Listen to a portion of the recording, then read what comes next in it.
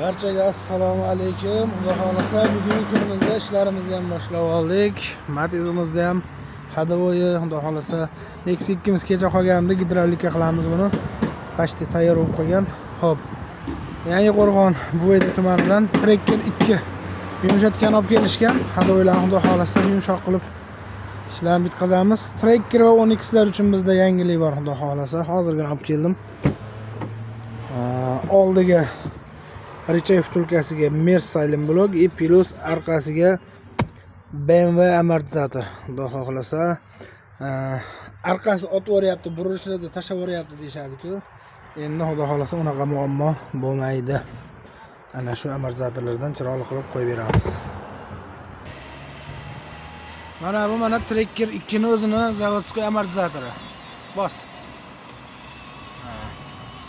Ozgina kuch bilan qanchalik kirib ketyapti, bo'shligi ko'rinyapti. Endi bunisi BMW niki. Ochchi buni. Tashlatib ko'raylik-da.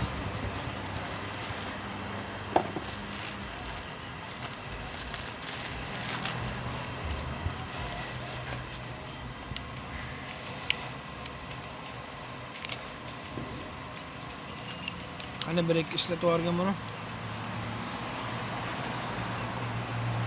Bas. Qattiq bosor.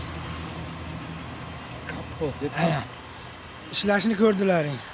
Undan ko'ra bu og'irroq ishlashligining sababidan arkasi mashinani arkasi tashlab yormaydi, ko'tarilib ketmaydi. Xudo xolasa kelaverasizlar. Kimda Trekker 10x bo'lsa chiroyli qilib mashinani yumshoq qilib otmaydigan qilib beramiz.